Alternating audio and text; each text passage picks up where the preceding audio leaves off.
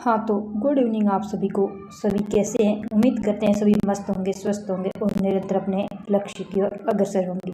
हाँ तो आज हम पढ़ने वाले हैं राजस्थान के रीति रिवाज और वेशभूषा। बाकी टॉपिक कल पढ़ चुके हैं और अगला टॉपिक आज हम पढ़ते हैं रीति रिवाज और वेशभूषा। हाँ तो चलिए बिना समय गंवाए स्टार्ट करते हैं पहला क्वेश्चन, जिनके मोस्ट और इम्पोर्टेंट क्वेश्चन करने वाले हैं जो तमाम राजस्थान की कंपटीशन एग्जाम्स के अंतर्गत बार बार रिपीट हो चुके होते हैं। हाँ तो पहला क्वेश्चन हमारा है कि बढ़ार का भोज किस अवसर पर किया जाता है। यानी कि जो बढ़ार का भोज है वो राजस्थान के कौन से अवसर पर किया जाता है, यानी कि विवाह पर, जन्म पर, मृत्यु पर या तीर्थ यात्रा पर। हाँ तो इसका राइट आंसर रहने वाला है विवाह पर। विवाह पर बढ़ार किया जाता है, यानी कि बी इज राइट आंसर। यानी कि विवाह पर क्यों किया जाता है? क्योंकि इसमें जो बढ़ार होता है वो भोज विवाह के अवसर पर वर पक्ष की ओर से दिए जाने वाला जो सामूहिक भोज होता है उसे बढ़ार कहा जाता है। यानी कि वर पक्ष की ओर से जो भोज दिया जाता है उसे ही बढ़ार कहा जाता है। चलिए आज की क्लास का नेक्स्ट क्वेश्चन देखते हैं।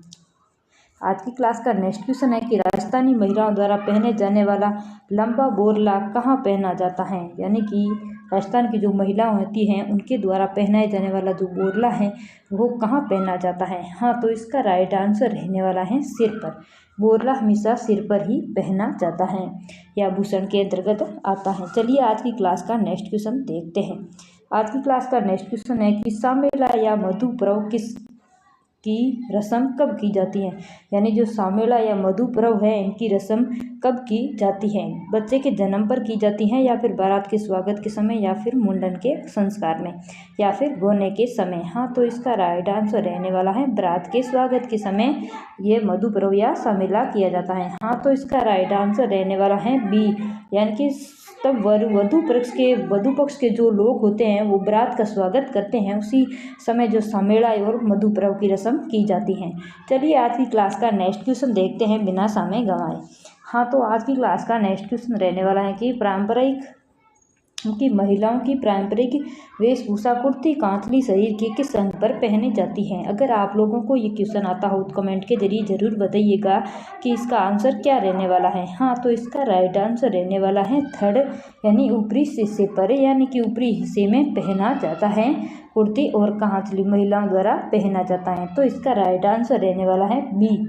चलिए आज की क्लास का नेक्स्ट क्वेश्चन देखते हैं। आज की क्लास का नेक्स्ट क्वेश्चन रहने वाला है कि विवाह के दिनों में गाए जाने वाले देवी देवताओं के गीत क्या कहलाते हैं। जो विवाह के अवसर पर देवी देवताओं के गीत गाए जाते हैं वो क्या कहलाते हैं? बन्ना बिन्नी कहलाते हैं या फिर सीटना या फिर चाक गीत या विनय गीत। हाँ तो इसका राइट आंसर रहने वाला है विनय गीत। इसमें देवी देवताओं के गीत गाए जाते हैं, विनायक जी के गीत गाए जाते हैं। विनायक का मतलब होता है गणेश जी, गणेश भगवान के इसमें गीत गाए जाते हैं। चलिए आज की क्लास का नेक्स्ट क्वेश्चन देखते हैं। आज की क्लास का नेक्स्ट क्वेश्चन रहने वाला है दुल्हन के द्वारा पहनी जाने वाली लाल या गुलाबी रंग की ओढ़नी क्या कहलाती है। यानी कि ऐसी ओढ़नी जो लाल और गुलाबी रंग की हो और दुल्हन के द्वारा पहनी गई हो तो वो ओढ़नी क्या कहलाती है। हाँ तो इसका आंसर अगर आप लोगों को आता है तो कमेंट के जरिए जरूर बताइएगा। अगर नहीं आते हैं तो हम आप लोगों को बताते हैं कि इसका राइट आंसर रहने वाला है ए, यानी कि पौंगरी जो है ना, ए इज राइट आंसर। पौंगरी जो है नामक ओढ़नी वो राजस्थान में दुल्हन की महिलाओं की ओढ़नी होती है। चलिए आज की क्लास का नेक्स्ट क्वेश्चन देखते हैं।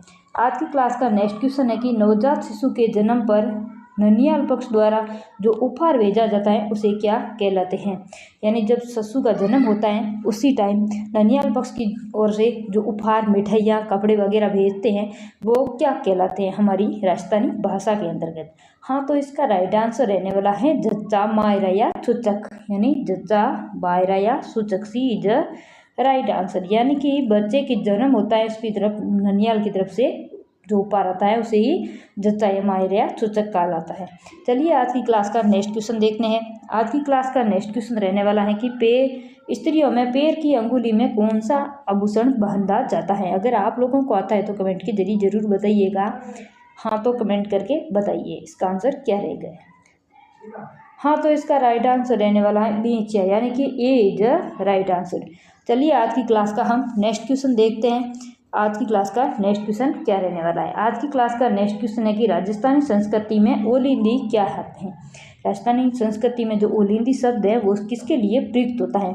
यह एक प्रकार का लोकगीत है या दुल्हन के साथ गाई जाने वाली, यानी दुल्हन के साथ जो लड़की या स्त्री जाती है उसे कहा जाता है, या फिर विवाह की रस्म है, या फिर एक प्रकार का आभूषण है? हाँ, तो ये एक प्रकार का दुल्हन के साथ जो लड़की जाती है उसे ही ओलिंदी कहा जाता है, यानी कि बी इज राइट आंसर।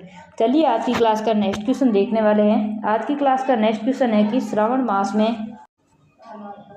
मास में विशेष रूप से पहने जाने वाली जो ओढ़नी है कौन सी है? श्रावण माह में जो विशेष रूप से ओढ़नी पहनी जाती है वह कौन सी है? जो उसे मोतना, लहरिया, पार भात, धनक कहते हैं, या फिर इनमें से क्या कहते हैं? हाँ, तो इसका राइट आंसर रहने वाला है लहरिया, यानी कि श्रावण मास में लहरिया ही पहनी जाती है। श्रावण मास के महीने में और तीज के त्यौहार में विशेष रूप से लहरिया ओढ़ा जाता है। हाँ, तो चलिए आज की क्लास का नेक्स्ट क्वेश्चन देखने वाले हैं। आज की क्लास का नेक्स्ट क्वेश्चन है कि विवाह पक्का होने पर, जब विवाह करने जाते हैं तब पक्का होने पर वर पक्ष द्वारा वधू को भेजी जाने वाली जो सामग्री होती हैं वह क्या कहलाती हैं? बरी पडला, बंदोला, कांकन डोरा, या फिर तोरण? हाँ, तो इसका राइट आंसर रहने वाला है बरी पडला। उसे विवाह करने जाते हैं तब वर पक्ष की ओर से वधू के लिए जो सामग्री ले जाई जाती है, कपड़े वगैरह, उन्हें बरी पडला कहा जाता है। चलिए आज की क्लास का नेक्स्ट क्वेश्चन देखते हैं। आज की क्लास का नेक्स्ट क्वेश्चन रहने वाला है, तगड़ी नामक आभूषण शरीर के किस अंग पर पहना जाता है? यानी कि जो तगड़ी नामक आभूषण है वो शरीर के कौन से हिस्से में पहना जाता है? हाँ, तो इसका राइट आंसर है कमर, यानी कि सी इज राइट आंसर। चलिए आज की क्लास का नेक्स्ट क्वेश्चन देखते हैं। हाँ, तो अगला क्वेश्चन है कि बच्चे के जन्म पर कुछ दिन बाद कुआं पूजन की रस्म को क्या कहलाता है? यानी कि जब बच्चा का जन्म होता है उसी समय कुएं की जो पूजन करने जाते हैं उसी समय जो रस्म की जाती है उसे क्या कहलाता है? यह लगभग बच्चे के कुछ ही दिनों के बाद, जन्म के कुछ ही दिनों के बाद में की जाती है और इसे जलुआ पूजन भी कहा जाता है।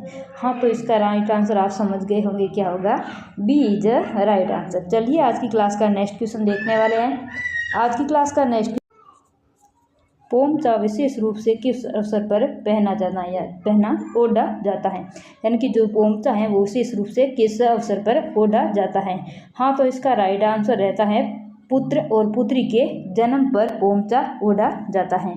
See B is right answer. आपको इस बात का ध्यान रखना है कि अगर पुत्र का जन्म हो तो पीला पोमचा पहना जाता है और अगर पुत्री का जन्म हो तो गुलाबी पोमचा पहना जाता है। ये आपको अलग अलग बात याद रखनी है जो तमाम कंपटीशन एग्जाम्स के लिए इम्पोर्टेंट रहने वाली हैं। हाँ, तो चलिए आज की क्लास का नेक्स्ट क्वेश्चन देखने वाले हैं। नेक्स्ट क्वेश्चन रहने वाला है कि तोरण मारना राजस्थानी संस्कृति में किसका प्रतीक माना जाता है? जब शादी होती है उसी टाइम जब दूल्हा तोरण मारता है वो राजस्थानी संस्कृति किसका प्रतीक माना जाता है? यानी कि इसका राइट आंसर क्या रहने वाला है आप बताइए कमेंट के जरिए। हाँ, तो इसका राइट आंसर है शक्ति और विजय का, यानी कि दूल्हे द्वारा वधू के घर के मुख्य द्वार पर लगा जो तोरण होता है उसे छूना वीरता, शक्ति और विजय का प्रतीक माना जाता है, यानी कि ए इज राइट आंसर। चलिए आज की क्लास का नेक्स्ट क्वेश्चन देखते हैं। आज की क्लास का नेक्स्ट क्वेश्चन रहने वाला है, पुरुषों द्वारा सिर पर बांधे जाने वाला वस्त्र क्या कहलाता है? यानी कि पुरुषों द्वारा जो सिर पर वस्त्र बांधा जाता है उसे क्या कहा जाता है? हाँ, तो इसका राइट आंसर रहने वाला है पाग या फिर पगड़ी। सी इज राइट आंसर। पगड़ी को राजस्थान की आन बान शान कहा जाता है। चलिए आज की क्लास का नेक्स्ट क्वेश्चन देखने वाले हैं। आज की क्लास का नेक्स्ट क्वेश्चन है कि विवाह के अवसर पर दूल्हे दुल्हन के हाथ में बांधे जाने वाला धागा क्या कहलाता है? क्योंकि जब विवाह होता है उसी समय लाल रंग का जो धागा होता है वो दूल्हा और दुल्हन दोनों के बांधा जाता है, उसे क्या कहलाता है? तो इसका राइट आंसर रहने वाला है कांकन डोरा, यानी कि बी इज राइट आंसर। चलिए आज की क्लास का नेक्स्ट क्वेश्चन देखते हैं। आज की क्लास का नेक्स्ट क्वेश्चन है कि आदिवासी महिलाओं में कौन सी सबसे लोकप्रिय ओढ़नी है? यानी कि आदिवासी महिलाओं की सबसे पसंदीदा ओढ़नी कौन सी है? हाँ, तो इसका राइट आंसर रहने वाला है तारवात की ओढ़नी। ए इज राइट आंसर। चलिए आज की क्लास का नेक्स्ट क्वेश्चन देखते हैं। हाँ, तो आज की क्लास का नेक्स्ट क्वेश्चन है कि मृत्यु के समय शमशान ले जाते समय रास्ते में पैसे फेंकने की रस्म को क्या कहलाते हैं? यानी कि जब शमशान में व्यक्ति को, मुर्दा को ले जाया जाता है, शव को ले जाया जाता है, तब उसी समय रास्ते में एक व्यक्ति होता है, उसके हाथ में एक बड़ा कटोरा होता है और उसमें सिक्के भरे हुए होते हैं और उन सिक्कों को उछालते हुए शमशान घाट की तरफ जाते हैं।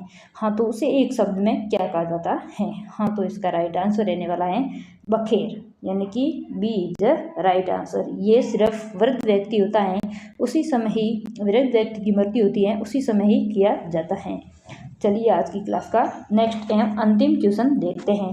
हाँ, तो आज का क्वेश्चन रहने वाला है, घूंघट प्रथा का संबंध राजस्थानी समाज में किस कुप्रथा रीति से जुड़ा हुआ है। यानी घूंघट प्रथा को जो है वो समाज में कौन सी कुप्रथा से जुड़ा हुआ है। ये बाल प्रथा से है या फिर पर्दा प्रथा, डाबरिया प्रथा, सती प्रथा। तो हाँ, तो इसका राइट आंसर रहने वाला है ए, यानी कि पर्दा प्रथा। घूंघट निकालने की रीति को आमतौर पर पर्दा प्रथा भी कहा जाता है। हाँ, तो उम्मीद करते हैं आप सभी लोगों को हमारी क्लास अच्छी लगी होगी। अगर अच्छी लगी है तो कमेंट के जरिए ज़रूर बताइएगा, और नेक्स्ट क्लास किस टॉपिक पर लेनी है ये